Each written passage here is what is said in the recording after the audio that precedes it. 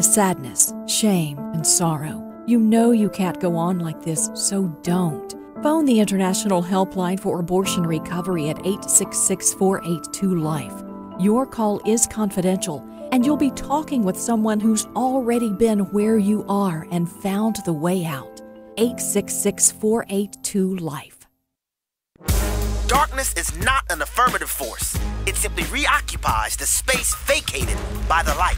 This is the Hamilton Corner on American Family Radio and Urban Family Talk. It should be uncomfortable for a believer to live as a hypocrite. Delivering people out of the bondage of mainstream media and the philosophies of this world. God has called you and me to be his ambassadors, even in this dark moment. Let's not miss our moment. And now, the Hamilton Corner. Good evening. Welcome to the Hamilton Corner here on American Family Radio and Urban Family Talk. I'm your host, Abraham Hamilton III, and I'm so glad that you have joined me once again. I understand very well that you could spend this time doing anything else, but you've made the decision to join us here on the Hamilton Corner. So I am greatly appreciative, and I hope that the time we share together today would be edifying, would be encouraging, will be sharpening and informative as you go about your daily lives. Most of you are making your way from your part-time jobs to your full-time jobs. I just want to remind you that when you do so, that the first ministry each and every one of us are called to is to the ministry of our families. All too often we sacrifice our families on the altar of external faithfulness. We want to, burn the candle at both ends. We want to make more money externally. We want to have more ministry, more visibility, and all of these things. And I would encourage you to refocus that. The Lord doesn't evaluate us the way that the world does. Unfortunately, there's been an internalization of a worldly corporatist mindset, even amongst the body of Christ, where we think that bigger is always better, more is always major. And that is not the case. That is not the case. I want to encourage you to refocus on family. And one of the things that the Lord encountered me with a long time ago was that within the family, the Lord has provided to us an internal mechanism for the execution of the Great Commission. It isn't to be our exclusive engagement in executing the Great Commission, but we certainly don't want to sacrifice family in an effort to win the world. One of the things that I found that is a recurring theme amongst many older followers of the Lord Jesus Christ, one of the things I like to do, and I learned this at a young age, is I like to hang around seasoned saints. I like to glean from people who have been where I'm trying to get to, you know what I mean? And I consistently find that one of the things that a lot of the older men in the faith have said to me is that if they had to go back, if they had the opportunity to do it all over again, they would spend more time at home. They would invest more in discipling their children. They would spend more time cultivating their spouse, their wives, And man, that has resonated with me, and that's part of the reason why I try to offer this reminder pretty much on a daily basis, that your part-time job is what you do outside of your home, the generating income and all of those things. But your full-time job is what you do inside of your family. So please, we certainly want to serve well externally outside of our homes, but certainly we don't want to neglect what goes on inside of our homes. All right, we are also still in the posture where we are collecting listener testimonies. So if this program has been a blessing to you, if the American Family Radio Network, the Urban Family Talk Network has been a blessing to you, we'd like to hear from you. We welcome you to call 877-876-8893. That number again is 877-876-8893, where you will provide your testimony. It will be the equivalent of a voice message. Our creative team will get that voice message, produce it, and it will be a part of our Fall Share-a-thon, October 16th, 17th, and 18th. There's still room for you to call. And who knows, if you call, you may very well hear yourself on the radio during this Fall Share-a-thon. So we certainly invite you to do that. All right. Having said that, I want to turn our attention today. This is something that the Lord just kind of steered me to today, to revisit the Ten Commandments. More specifically, we're going to take some time in the 9th commandment. Exodus chapter 20, verse 16 is where we're going. By way of reminder, if you're not aware, because this is a question I get often, Abraham, where is the reconciliation between the law in the Old Testament and the new covenant? Aren't we under the covenant of grace? Absolutely we are. And here's how it breaks down. When we talk about the law in the Old Covenant, the Old Testament, the law really is divided into three categories. You have the moral law, which is reflected in the Ten Commandments, which Jesus ultimately summarizes in Matthew chapter 22. Well, the moral law is what continues. In John 3, for example, when Jesus says, for them who do not believe, they are condemned already. The basis of that condemnation is the moral law as reflected in the Ten Commandments. Well, the other two categories include the ceremonial law, which no longer applies to us in this new covenant era. Why? Because Jesus is the sacrifice once and for all. He is the eternal lamb, the federal source of atonement, the one who is the once and for all sacrifice. So the ceremonial law is not that it is done away with, but it has been fulfilled in the person and work of Jesus Christ. And the third category would be the Israelite civil law.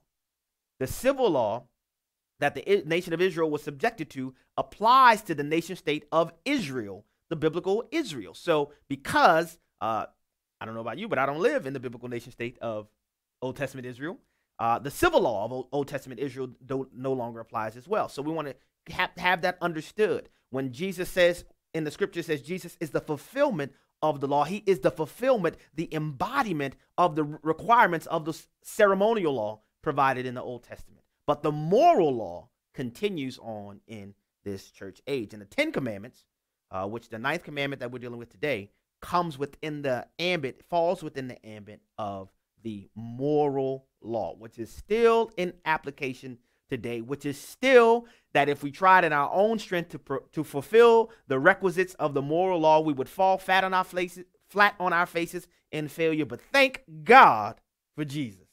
I remember I used to hear the seasoned saints, as I say, "Ooh, thank God for Jesus." And I couldn't understand that as a child.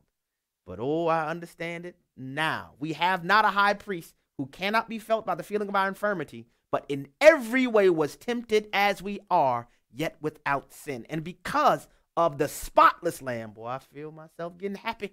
Because of the spotless lamb, it is not that we have to achieve anything to become the beneficiaries of salvation, but by grace through faith, we become the recipients. We become the benefactors of that dual imputation where the righteousness of Jesus Christ is imputed to us. Oh, glory. And our sinfulness with the commensurate deserving of a hell as punishment is imputed to the Christ. And by that dual imputation, we take refuge under the rock that is higher than we are. And in that, oh, I am so excited. And so I glory in that. Now, turning to Exodus chapter 20, verse 16. This is something that I believe that our culture is running 150 million miles an hour away from. And I say this rather frequently. When we abandon God's way, we suffer the consequences. So many times you have people that want the results of God's way, but they want to sidestep God. Well, I'm going to just tell you plain and simple. You can't get the results of God's way by sidestepping the Lord. And in our culture, this ninth commandment is something that is becoming basically cultural chop suey.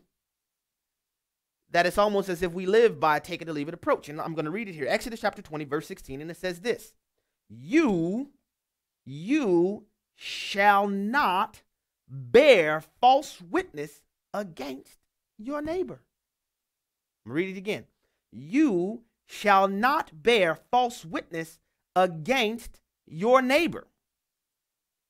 If you understand this commandment, you'll find that it is not just a mere or a simple prohibition of lying, but the commandment certainly prohibits lying, but the commandment is placed within a context where it presumes some form of trial process, some form of legal process. It literally is the foundation for the American prohibition of perjury, very similar to the way I described before, that among the rules of evidence and the federal rules of evidence and the rules of evidence of all the states of the American Union that allow dying declarations to be admissible in spite of the hearsay prohibition on statements offered out of court for the truth of the matter asserted. Well, dying declarations are admitted because the presumption in American law is that we understand it's appointed unto men once to die and then the judgment. And so the presumption there is not too many people that know that it's appointed unto man once to die and then the judgment. They're going to be trying to lie on their way out. So dying declarations are admissible in court. Well, similarly, the prohibition of false witnessing bearing false witness is what underscores the American legal concept of the prohibition of perjury. It's also when you have a witness on the stand that you normally are not allowed to raise bad acts against a particular character witness. One of the exceptions there are crimes of moral turpitude that show if you have criminal offenses and other things that give an indication that the person on the stand is not a truth teller, then the jury or the trier of fact needs to know that information. Well, having said that, and remember, this 9th commandment is a part of the moral law which still continues to today. Inherent to this prohibition on false witnessing. I'm going to read it again. You shall not bear false witness against your neighbor. Right on the plain black letter of the law, the bearing false witness requires the witness to be in consideration of the neighbor as well as himself. But having said that, there is an implication, my goodness, there is an implication in the 9th commandment that says you shall not bear false witness against your neighbor, that it implies that people have a duty not to lie or to defame their neighbors. This is a duty that is not imposed by man. This is not a duty that is the product of civil government. This is a duty that is divinely mandated by the Lord, which also has a corollary implication. There's a duty not to lie or to defame our neighbors. There's a corollary duty that says that there is an inherent right not to be lied to or defamed. So what I'm driving at here is that based on the understanding of the moral law, the prohibition on bearing false witnessing is based upon an inherent divine bequest of a right to live free of being lied on, to live free of being defamed. Now, why is this so important? And of course, the background for this is what's happening in popular conversation with Judge Kavanaugh, all these things that are happening. But why is this so important? Who does the Bible tell us is the father of lies? Who does the Bible tell us is the father of lies?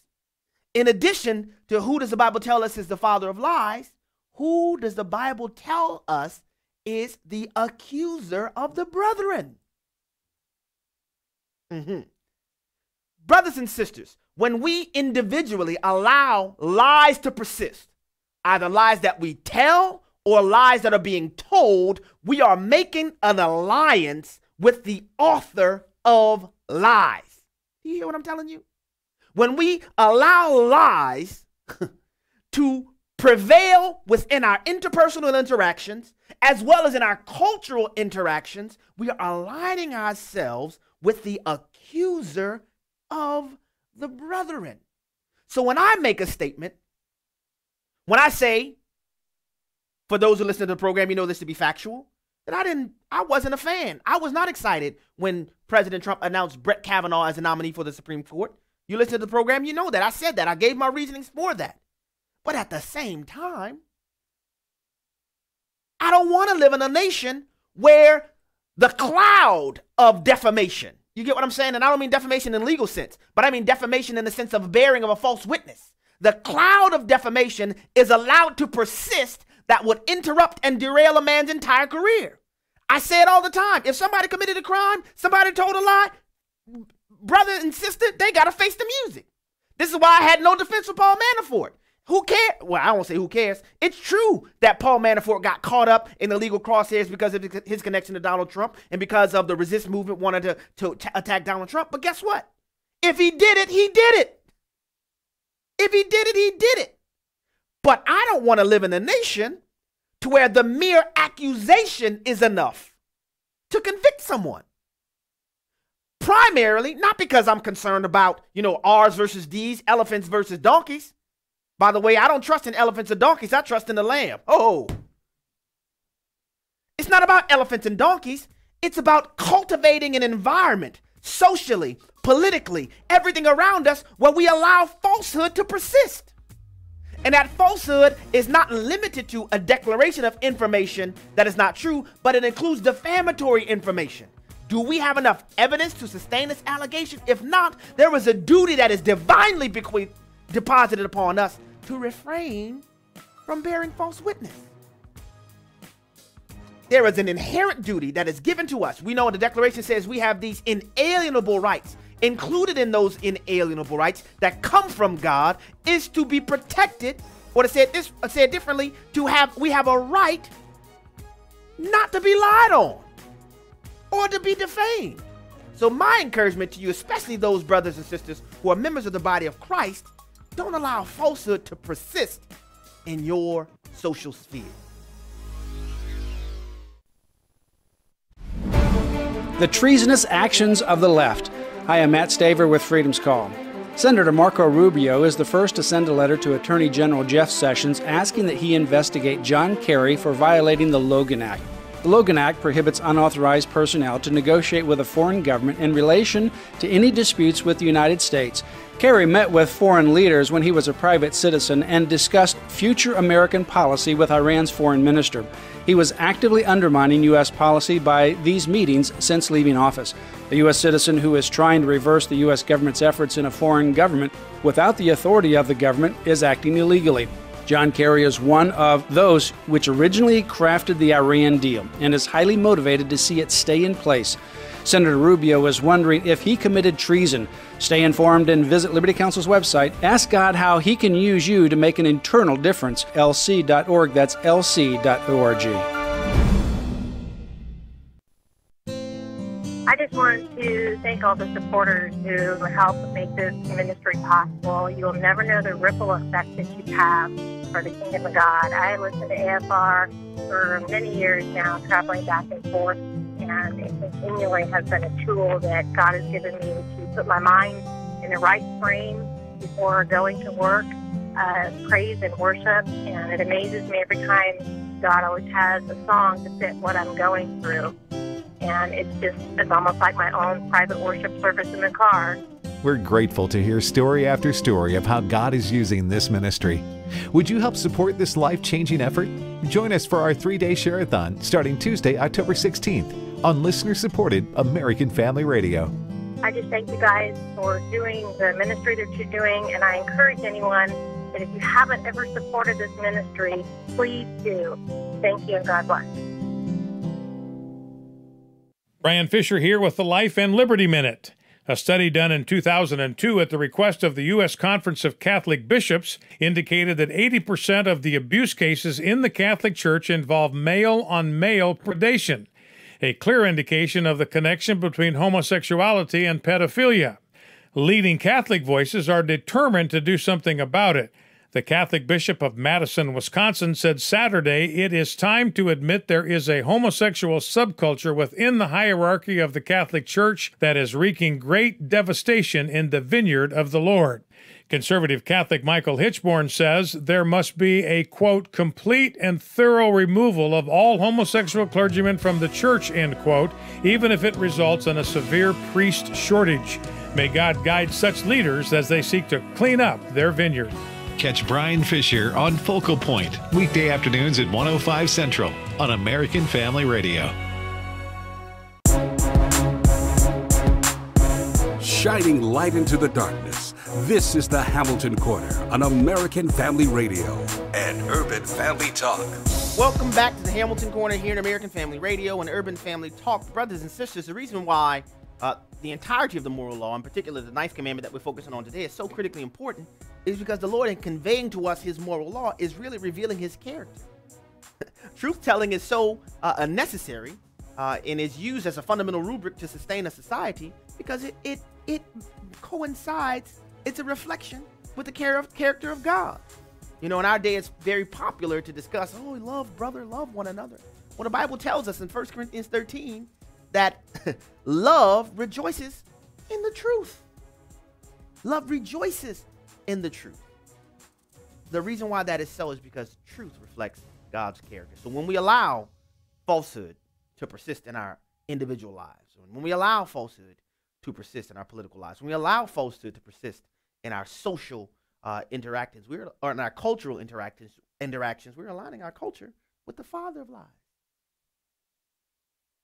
You know, remember Jesus rebuked the Pharisees? And they were basically asking, man, these guys are liars. He said, man, they have their father, the devil, who's been lying from the beginning. We need to recapture truth-telling, not as merely a simple moral positive, but understanding the divine impetus for truth-telling, which would require a correspondent aversion for falsehood. All right, moving on. I got some good news to share. My friends in Louisiana sent this note to me just before I came on the air today. I mentioned, I know you all know that the drag queen story hour things are happening all over the country. It's a product of a coordinated effort to transgenderize our culture, in my opinion. And they're doing so. Their goal is to do so by shaping and molding the minds and hearts of our young people. They don't care about, you know, those of us who are beyond adolescent moldability. They're attempting to take what we recognize as being objectionable to make it reality for our children.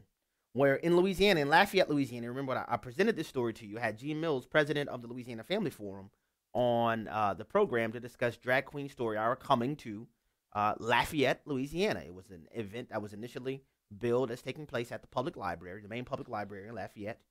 Well, I'm happy to report. Well, let me say this. As a result of bringing some light to that, there was such an outcry of resistance to it that they initially removed the event from the public library and tried to then have the event at a local community college in Lafayette, Louisiana. Well, guess what? The resistance to this event didn't stop there. As a result of the continued outcry by people in that area who said that, no, sir, we don't want this to happen. If you want to read to the children, that's no problem. Nobody has an objection to you reading to children, but why do you want to show up in full drag regalia, which you all know the answer to the question? There is no story time hour without the drag component. They're not interested in introducing children to literature. They want to introduce children to an agenda. That's the whole point. That's the whole point. Well, I'm happy to report that's to date. And as I get more updates, I'll bring this to you. To date, even the attempts to relocate this event to the local community college has now been shut down. Shut down. They had a local meeting at the local parish city council, and the body of Christ showed up. Showed up. I say it all the time. Darkness is not an affirmative force. It merely reoccupies the space that's vacated by the light. But what happens when the light is turned on? Darkness has no choice but to dissipate. So I just wanted to offer that to you and celebrate the fact that the body of Christ in Lafayette showed up, and so far, that story hour has been shut down. So that is good news, encouraging news that I wanted to share with you. And more news. Late last night, Senator Mitch McConnell filed what's called a cloture motion, which basically is a procedural motion to allow the full Senate to proceed to vote on Kavanaugh's nomination. Now, why that is important is that I am very confident in that Mitch McConnell would not have filed the cloture motion last night unless he believed he had the votes to have Judge Kavanaugh confirmed on the Senate floor. So that is an indication, in my opinion, that Mitch McConnell believes that there are enough affirmative votes to have Brett Kavanaugh confirmed. So based on the timing of the filing of the cloture motion, the vote can be as early as Friday after 1 p.m. and most likely will take place during the weekend. So what I've been told, that the vote is expected to happen either Friday evening or Saturday at some point on Saturday. So that is an update for you just on the procedural machinations of the United States Senate. And to that end, there's a story here, if you recall, that the additional, and they're calling it an FBI investigation, but the reality is what Jeff Flake called for was an expansion of the FBI background check process for Brett Kavanaugh. All right. And 2 Republican senators have indicated that they are pleased with the results of that report. I guess let me say that. So the report was finished Tuesday and made available to the United States senators on Wednesday. So on Wednesday, U.S. senators have gone to read the report, and all of the indications are that the report, say it this way, it's favorable to Brett Kavanaugh. I'll say it that way. Now, how do I know that? Have I read the report? No, I haven't read the report. But the way that I know it is that you have lots of Democratic senators, tell me if you're surprised by this, saying that the FBI report is insufficient. The process was flawed. You need more time. And of course, I know I'm not the only one, but I told you that when that happened, when the requirement of the FBI report happened, all it was going to do was then set the stage for people to come back and say, but the report wasn't good enough. The report wasn't good enough. And actually, Sarah Huckabee Sanders addressed some of this in her press briefing today as the press secretary for the president. If you would, Jay, please play clip number 2 where Sarah Sanders is talking about this very thing. The whole world watched as Dr. Ford was interviewed for hours by the individuals that have to make the decision. That's the senators themselves. They had ample opportunity to ask any question they wanted of Dr. Ford, and if they didn't get enough, that was their own fault because they didn't step up to the plate and ask the questions that they needed answers to.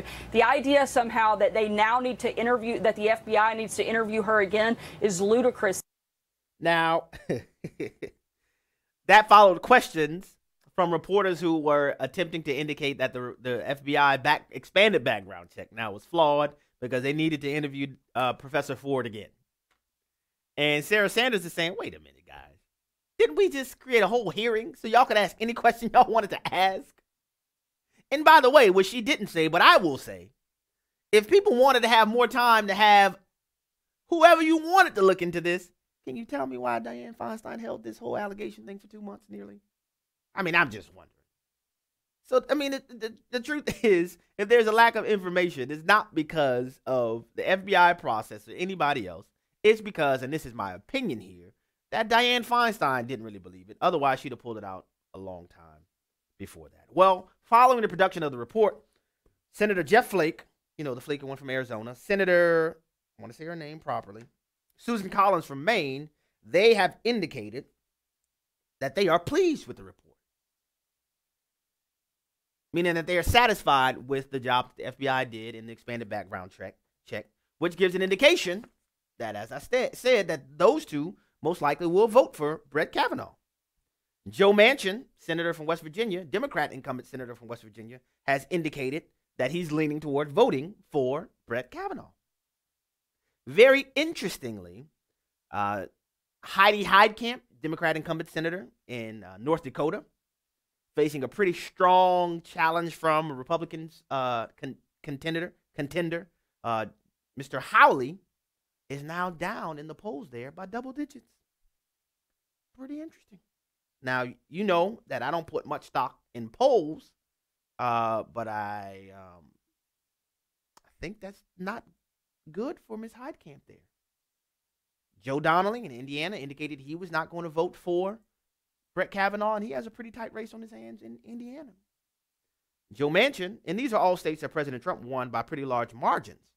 And so you're seeing a turn in these Senate races, which we've talked about at length. There are 24 Senate seats available. The majority of, there are about 33 Senate seats that are incumbents are running for re-election in this midterm election. 24 of them are held by Democrats facing incumbent challenges.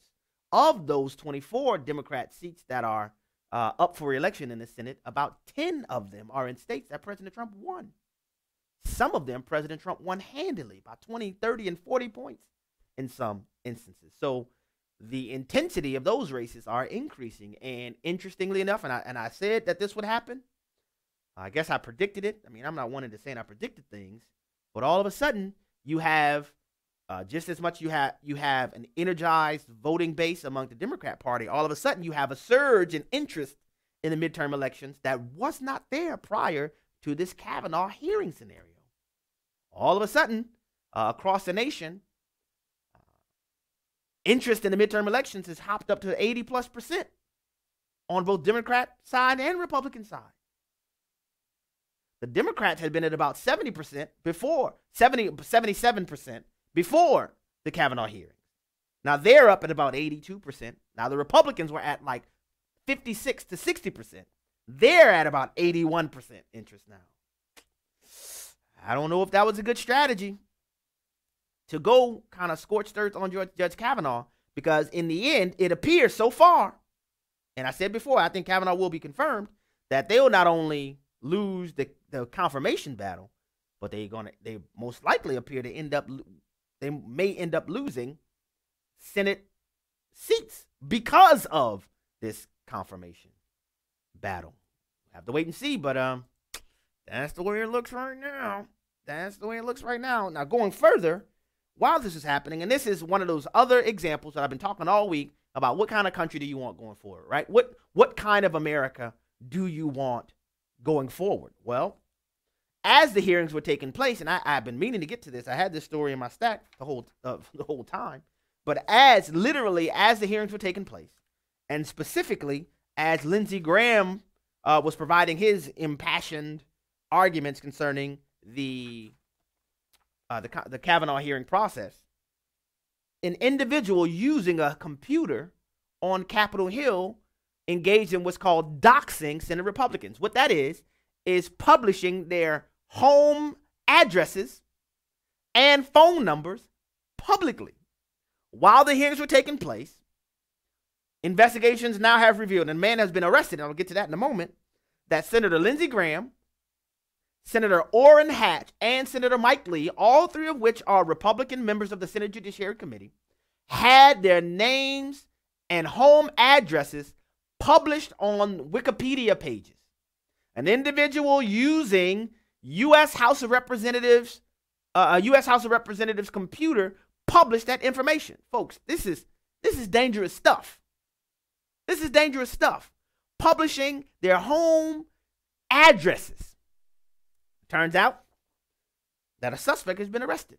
A man by the name of Jackson Costco, who was formerly a legislative correspondent for Senator Maggie Hassan, Democrat senator from New Hampshire. He also was a press assistant for former Senator Barbara Boxer from California. And most recently, he was an intern for Democrat Representative Sheila Jackson Lee from the Houston area in Texas. Now, to her credit, she's fired him. She's fired Jackson Costco immediately upon him being arrested for these charges. Good move, Representative Lee. But is this the kind of stuff we want to have happen? To where we already know the Maxine Waters admonition, find them wherever you can find them, huddle around them, all these kind of things. Ted Cruz getting shouted down in restaurants. So we want people showing up at people's homes now? That's what we want? Folks, it's getting crazy. It's getting crazy. Thankfully, Jackson Costco has been arrested, and he's been charged with multiple charges. 1, making public restricted personal information. 2, witness tampering. 3, threats in interstate communications. 4, unauthorized access of a government computer. 5, identity theft. 6, second-degree burglary. 7, unlawful entry. Now, I can tell you as a prosecutor, just because he's charged with all of that doesn't mean that's what he'll ultimately be tried and or convicted on. But it's a step in the right direction to show that this guy's been arrested for this stuff. It's crazy. It's crazy. More news, and I don't know how much I can get into this before the break grabs me. But Donald Trump Jr. made some public comments about his concern about the weaponization of the Me Too movement. And I've said before, and I'll say it again, I think it's good when people who have been victimized in a sexual manner are empowered to come forward with that testimony. I can tell you that's a very, very hard thing. But at the same time, we should not convict people based on allegations alone. There must be evidence to sustain the allegations. Now, having said that, Donald Trump Jr. came out and expressed his concern for his young sons, that if we move to an environment where the accusation is enough to convict a person, that he expressed concern about that. Well, because they don't miss a beat, Whoopi Goldberg of The View, and I didn't grab this audio because I just, it's some voices, Hillary Clinton's voice, Barack Obama's voice, other voices. I just don't want to hear it, frankly. But Whoopi Goldberg said, in response to Donald Trump Jr., quote, "You only worry about this for your child if you think your child has these tendencies." What?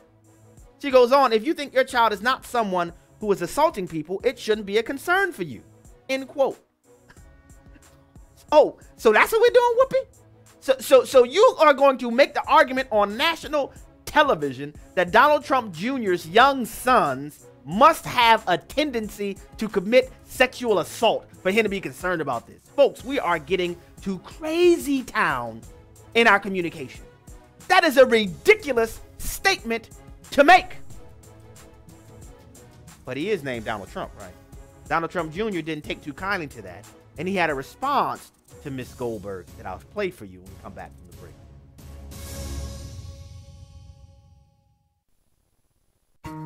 What if I told you that you could clean your family's laundry and help reach the next generation at the same time? That opportunity is here through a company called Redeem Clean. Every time you use Redeem Clean products, you help support the ministry of the American Family Association.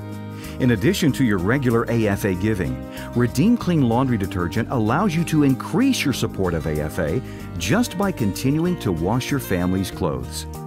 Redeem Clean products work as well as or better than other products on the market. They're environmentally safe, biodegradable, and they're made in the USA. And they were developed exclusively for the support of the American Family Association. For clean laundry and support of a cleaner society, it's Redeem Clean. Learn more, find options, and order Redeem Clean products at afastore.net. That's afastore.net. New Bern is a wonderful small town. We are one of many communities that was devastated, seriously injured by Hurricane Florence. I had 5.5 feet of water in my house. It's been really sad. 8 Days of Hope needs volunteers in New Bern and Fayetteville, North Carolina. I mean, I had no hope 3 days ago. I walked around in circles and I didn't know what to do and where to go, and then these volunteers came. Come be the hands and feet of Jesus with 8 Days of Hope. Visit 8daysofhope.com. With 8 Days of Hope coming in, it gives those families hope where mom and dad can get back to work and the kids can get back to school, and that's all we have right now is hope. I've seen a lot of people posting things on Facebook saying, I wish I could do something. Call 8 Days of Hope and give people hope just the way they're giving us hope. 8daysofhope.com. Hello, Americans. I'm Todd Starnes with news and commentary next. Senator Chuck Grassley, the chairman of the Senate Judiciary Committee, says there is nothing in the latest background investigation on Judge Brett Kavanaugh that they did not already know. If that's the case, let's see the report so we can once and for all put aside the scurrilous attacks on Judge Kavanaugh's good name. Americans need to see for themselves he is not a raging alcoholic or a drug dealer or a gang rapist.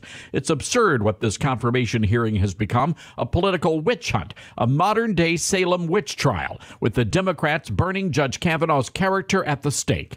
A new Harvard-Harris poll finds 69% of voters believe the entire confirmation process has devolved into a national disgrace. Regardless, I doubt the Democrats are finished with their dirty work. Like President Trump said, there could be 100 FBI investigations, and it still would not be good enough for the Democrats. I'm Todd Starnes.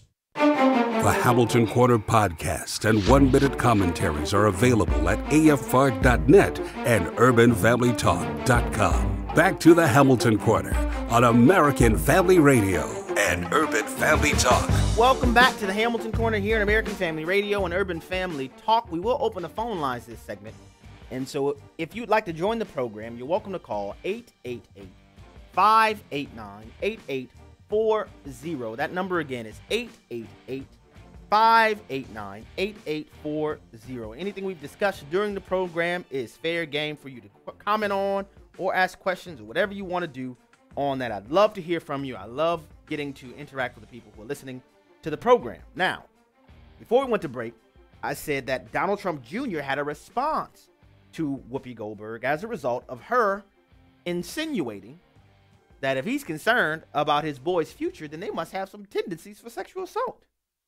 You know, they must have a little rapiness in them. She didn't say those words, but that's what she's insinuating. Well, Donald Trump Jr., I guess he's a chip off the old block in some regards. He dug deep in the crates. You may not know what crates are. That's what the DJs used to walk around when they went to go have DJ gigs. They had to go in the crates to pull out the vinyl, you know, the records that they would spin at the parties, right? Seemed like Donald Trump Jr. dug deep into the crates, and he said this on the Twitter machine. He used a tweeter to share this. Quote, Whoopi, instead of insinuating that my sons are potential future abusers, you might want to explain why you defended actual child rapist Roman Polanski. Huh. Pretty interesting. Now, if you're like me, I didn't know all the details. I've heard about it, things people mention Roman Polanski, but I didn't know the details of the Roman Polanski situation. Or let me say it this way, his conviction for child sexual abuse. But before I explain to you some of the details of that instance, let me share with you the audio from what Donald Trump Jr. posted online following his tweet. If you would, please play clip number 3. I know it wasn't rape. Yeah, there is a statutory. Child molest, maybe. I'm not sure. It was something. It was something else, but I don't believe it was rape. And when we get all the information, somebody will tell me in my ear. All I'm trying to get you to understand is when we're talking about what someone did and what they were charged with, we have to say what it actually was, not what we think it was. What he said he did. He gave her Quaaludes. He gave her champagne. She was drugged. She was 13 years old. He asked her, here's a transcript. But that's what I'm saying. You're 13 years old. She was still a child. Initially he was charged with rape. Go ahead. And then he pled guilty to having sex with a minor. Okay? And he went to jail. And when they let him out, 45 days. And when they let him out, he said, you know what? This guy's going to give me 100 years in jail. I'm not staying. And that's why he left. So that's why I wanted to be really clear, because I wanted to know exactly what we were talking about. And I'm going, does that make it okay to instead of staying and fighting, to say, he's going to give me 100 years, I'm out of here? I don't know if it's okay, but what we were talking about was what he did. And that's what I wanted to clear up. That's all I wanted to clear up. Because I don't like it when we're passionate about something and we don't have all the facts. Oh, so okay, Whoopi? Whoops!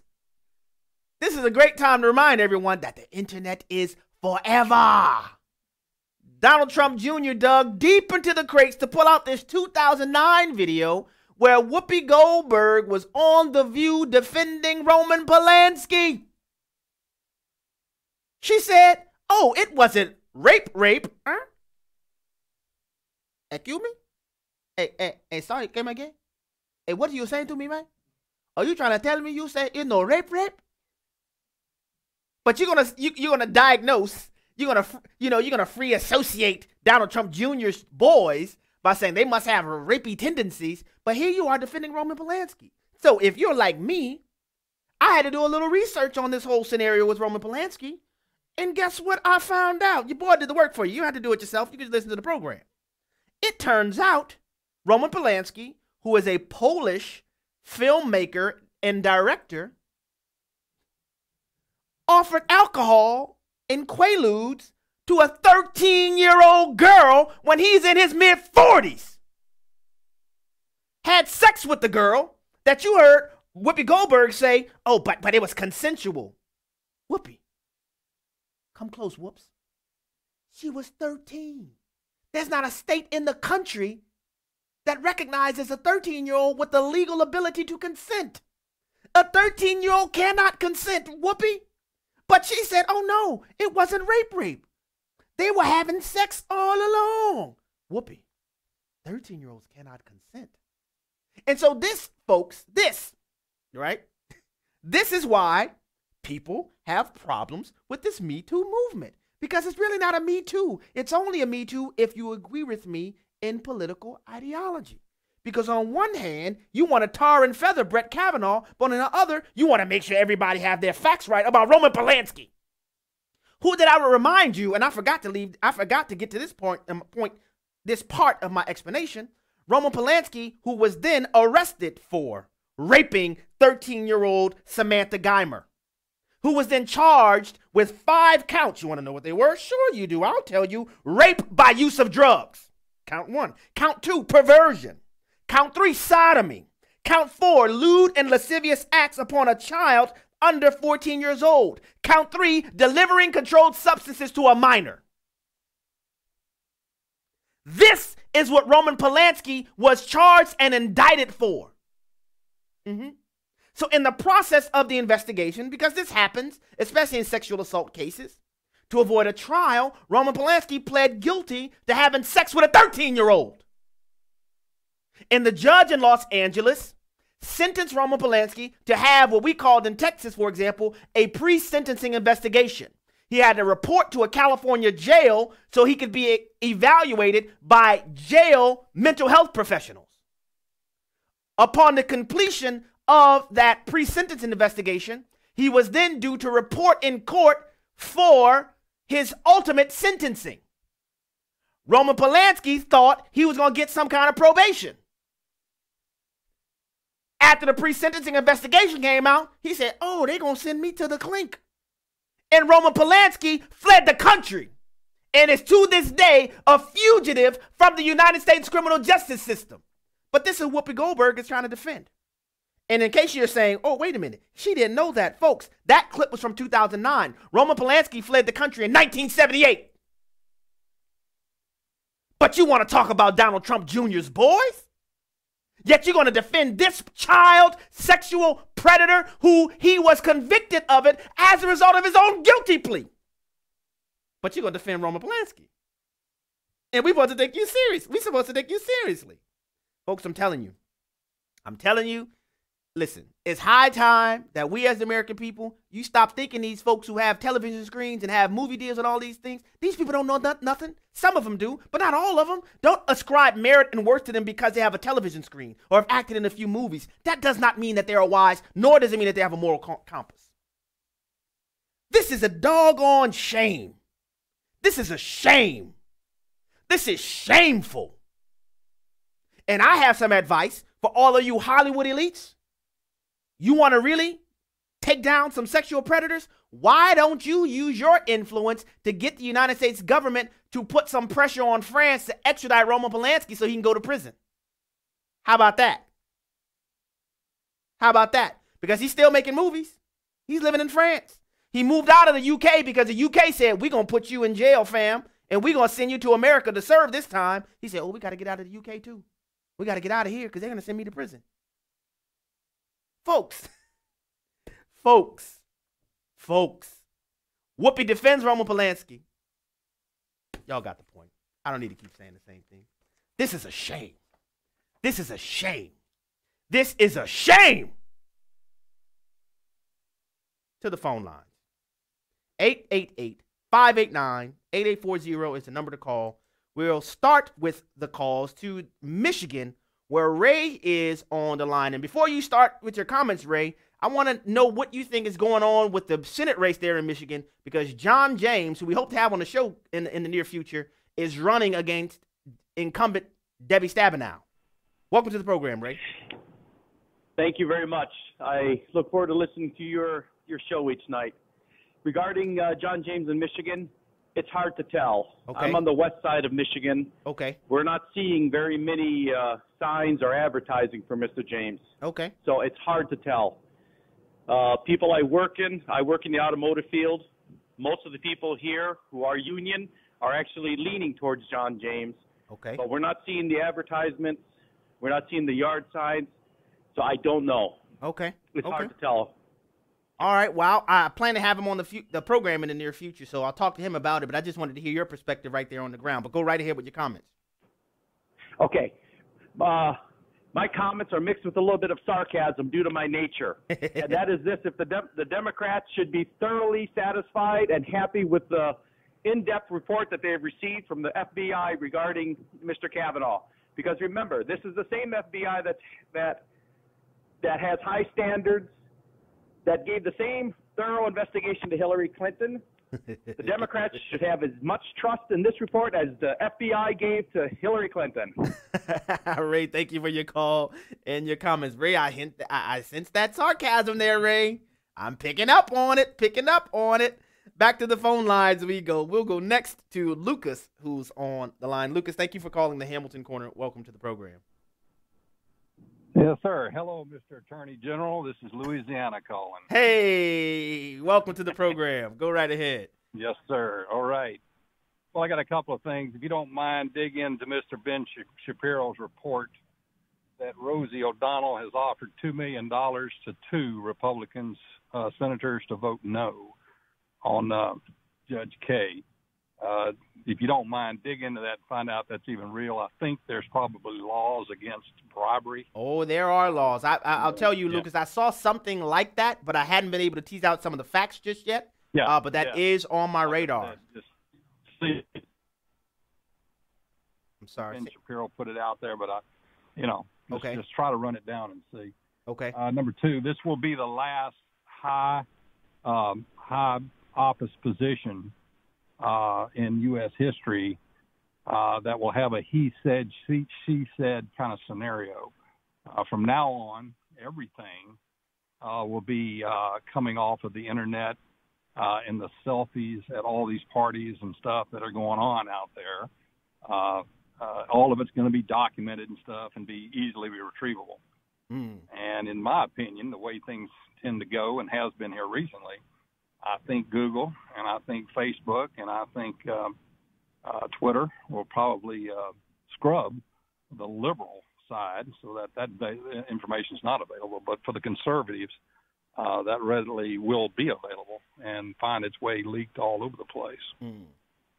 All right, Lucas. Well, thank you very much for your call and your comments. I'm going to try to squeeze a couple more in here. We'll go next to Oklahoma, where Lori is on the line. Lori, thank you for calling the Hamilton Corner. Welcome to the program. Well, thank you so much for allowing me to comment. First of all, I am just absolutely floored at Whoopi Goldberg's behavior in her comment. I mean, I'm not a fan. Used to be years and years ago. But I find that people who watch The View, and you can quote me, don't have a clue. And that is the case with anyone who would like to sit down and soak in the gospel according to The View, who don't have a clue. Anyway, what I wanted to say with regards to the Kavanaugh investigation, and please don't take this the wrong way. I don't need anyone to feel sorry for me. I'm healed. I am a survivor of sexual abuse, and it started at 5 years old. And the way that woman got up on that floor and gave her report, I've never seen anything so phony and so ridiculous and so rehearsed and so based on lies in my life that you don't forget those things. They're ingrained in your memory. You don't make up stuff. You know the truth. And when she spoke and repeatedly spoke, it was so evident that she was lying. And it breaks my heart that we have become weak-minded as a society. We don't see it. We're not asking for real, solid, hard evidence, and that we have completely destroyed a man's career. We've attempted to destroy his wife, his children, and his hope for a future. But we've all got to believe and stand on that God is still in control.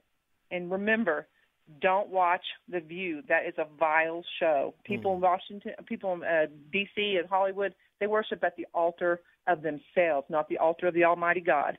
Lord, thank you very much for your call and your comments, and praise God that you have been healed from what you've suffered. And I don't know if you've heard before, but there have been several other callers who've called into the program and expressed similar sentiments, having been victims of sexual assault themselves, and their own experiences providing for them a backdrop that many others may not have, that says they really can't take Professor Ford's testimony too seriously. Back to the phone lines we go. Next to Arkansas, where Doug is on the line. Doug, thank you for calling the Hamilton Corner. You're going to be the last call for today. You got 30 seconds, my friend. Go right ahead. Hey, Dave. I'm sorry, Abraham. Thank you for taking my call. I was just going off your admonition. I was to cultivate the family at home. I was reading the Psalms and Proverbs with my son, and we read Psalm 5 and Proverbs chapter 2 because it was the second one we read it. But anyway, if you read those two, Psalms, the 5th Psalm and chapter 2 in Proverbs, you'll find that there's no quicker way to get sideways with God than to lie and to devise evil schemes against another person. So dissension amongst the brethren. Wise words, Doug. Very, very wise words. If you couldn't hear Doug clearly, he was saying based on his review of Psalm chapter 5 and Proverbs chapter 2 with his family at home, there's no quicker way to get crossways with God than to lie and devise wicked schemes against the brethren. The views and opinions expressed in this broadcast may not necessarily reflect those of the American Family Association or American Family Radio. Faith,